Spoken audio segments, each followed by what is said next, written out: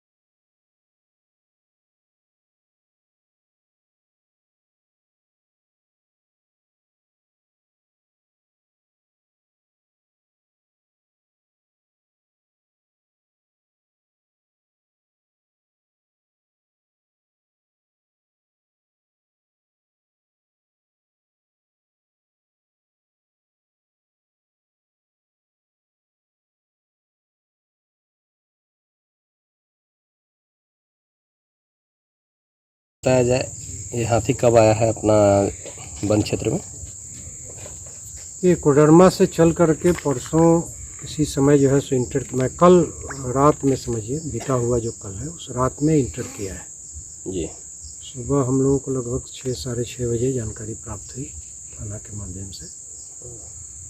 उसके बाद से ये जो है रतनपुर गांव के पास कल दिन भर बैठा रहा।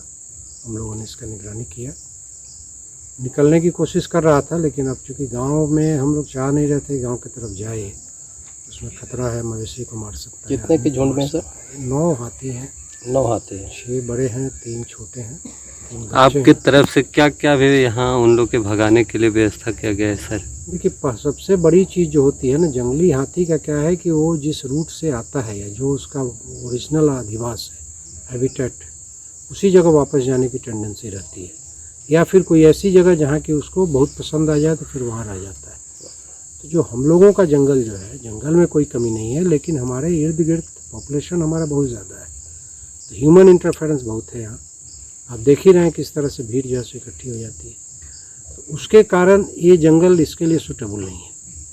तो ये यहाँ पर रुकेगा नहीं, ये या तो आगे बढ़ते चला जाएगा या हम लोग जैसे इसको पुनः पुराने इसके रास्ते पर बैक किए हैं कि वापस अगर हजारीबाग से आया है तो उधर निकल जाए।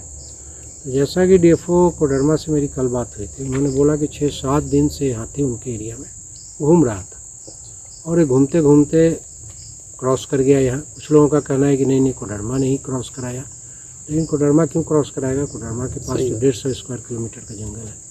सुने सर कुछ गांव में क्षति भी किया है। नहीं, क्षति वैसी कोई क्षति नहीं है। अब घर को देखिए, कल रात में वो पार किया, उसके बाद चूँकि धान लगा हुआ है जी। और धान इसको बहुत प्रिय है, वो खाने के लिए वो गांव में पहुंच जाता है। और गांव में पहुंचा तो कहीं पर उसको ऐसा कुछ नज़र आया तो हल्का फुल्का जो है, मान लीजिए किसी के घर में चावल है या महुआ ही है, आदिवासी हैं वो लोग, तो महुआ का जो है सो इकट्ठा करते हैं जंगल से, वो रखे हुए हैं। वैसी स्थिति में उसको गंध आया, क्योंकि गंध का पावर इसका 3-4 किलोमीटर तक है, ये सूंघ सकता है।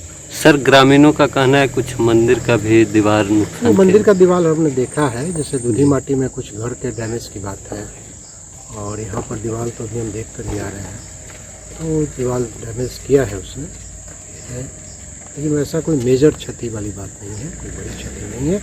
सबसे बड़ी है कि हम जान और माल, ये दो चीज़ बचा ले रहे, अगर सफल हो गए तो पिछले बार देखे थे आप कितना दुर्भाग्यपूर्ण घटनाएं हुई थी।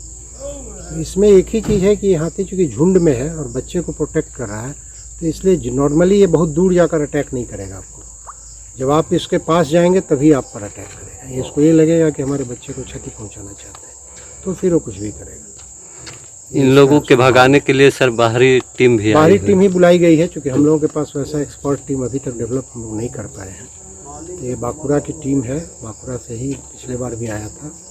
खैर पिछले बार तो गया निकल गया था, गया से फिर बाड़ा चट्टी पकड़ लिया होते हुए हजारीबाग। तो इस बार जो है सो फिर वही टीम है